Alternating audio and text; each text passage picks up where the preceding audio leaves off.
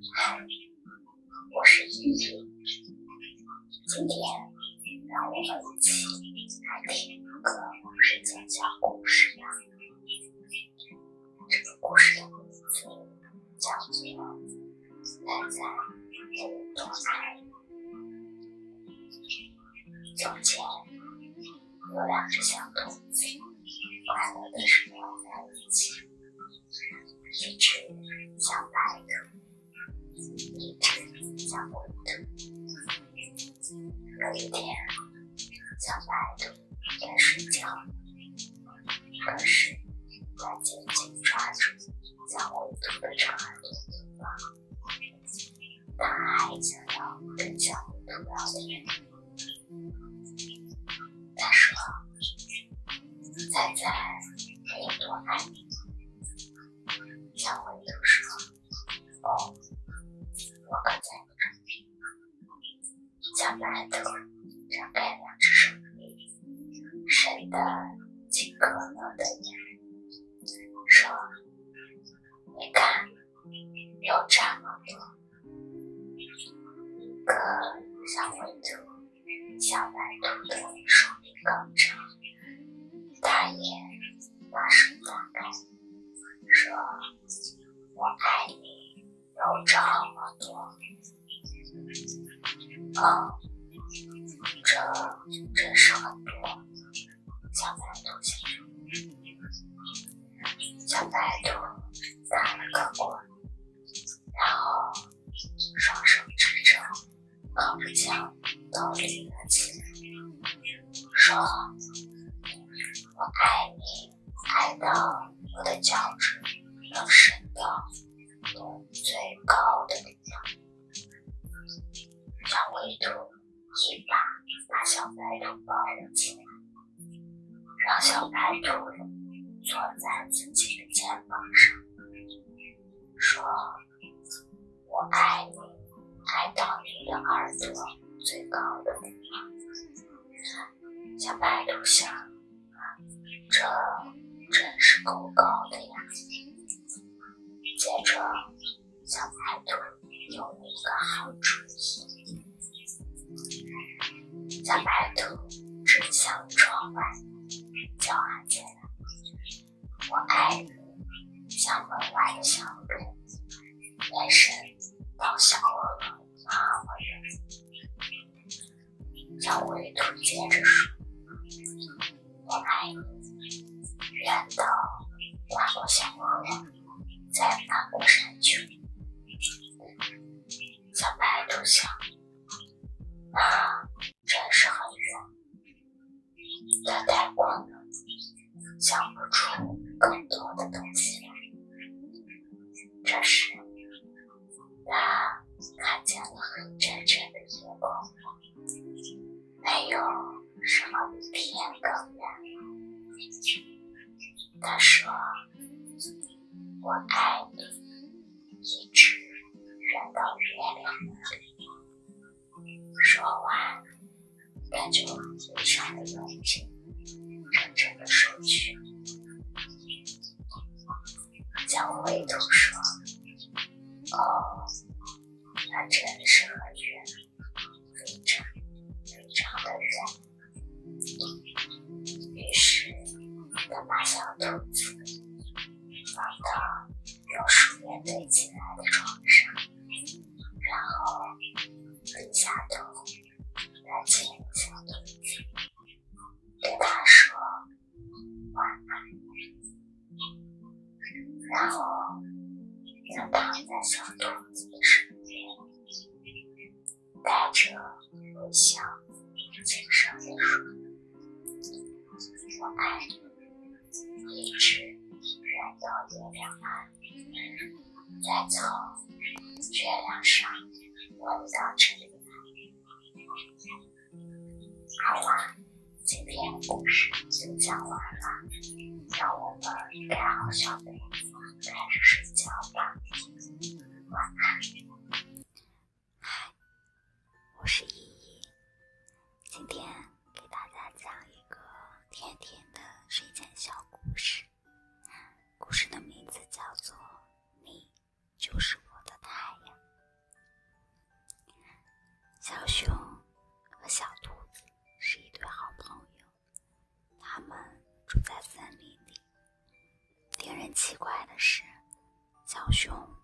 子很小，而小兔子胆子却很大，很热爱冒险。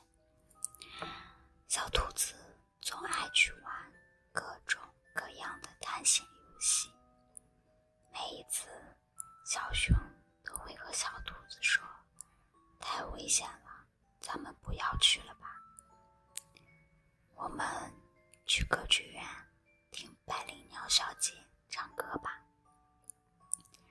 虽然小熊每次都这样说，但是每当小兔子要出发时，它总是默默地跟在它的身后。有一天，小兔子对小熊说，小熊，咱们去找太阳吧。太阳不就在天上吗？为什么还要去找它呀？小熊满脸疑惑地问道。小兔子鼓起腮帮子说，可是每当天黑的时候，咱们就看不见它了。我想知道每天晚上太阳去了哪里，它是不是回家了？那它的家在哪儿呢？可是这也太危险了呀，咱们还是去歌剧院听百灵鸟小姐唱歌吧。哎呀，小熊，你到底和不和我一起去找太阳呀？不去。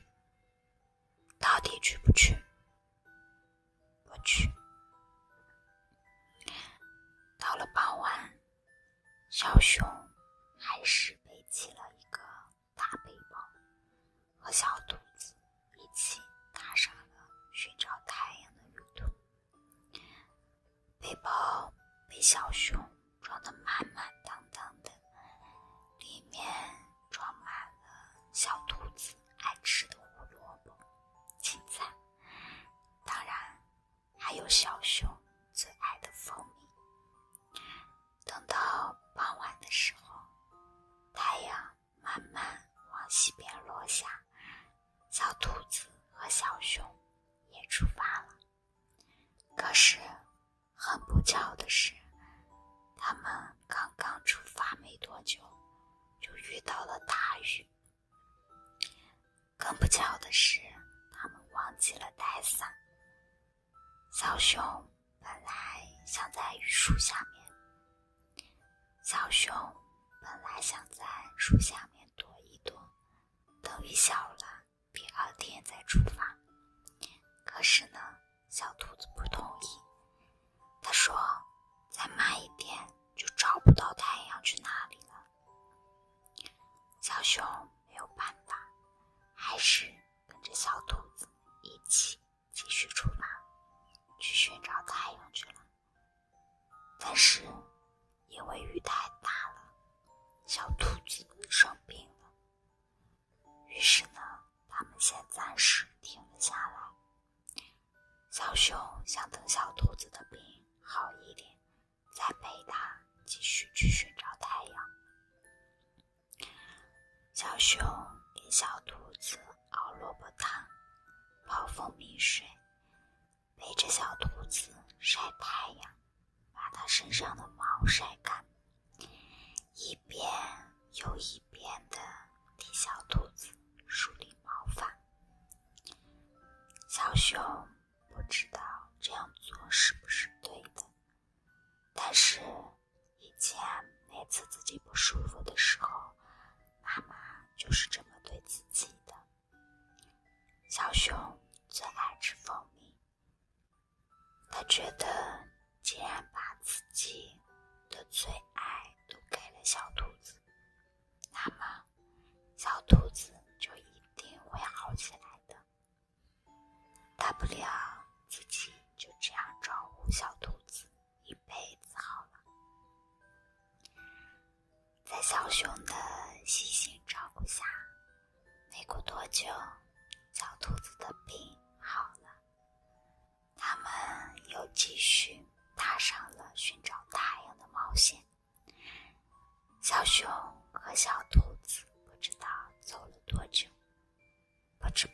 地走到了森林的尽头。这是他们第一次来到森林的尽头，他们看到了水气蒸笼的大瀑布，还有挂在瀑布上的彩虹桥。虽然在森林里也有一个瀑布，但是远远没有这个壮观，也没有这么漂亮的彩虹桥。他们一下子就被吸引住了，一看就看到了傍晚。小兔子，咱们赶紧走吧，你看太阳往那边去了，再不走的话，咱们又要赶不上了。小熊低下头，对着坐在自己旁边的小兔子说道：小熊，咱们回家吧。啊，可是咱们不是还没有找到太阳吗？我已经找到了。在哪呢？我怎么没看到？你不就是我的太阳吗？小兔子笑着说道。好啦，今天的故事就到这里了，希望大家都可以找到属于自己的小太阳。现在盖好小被子，躺好，调整到最舒适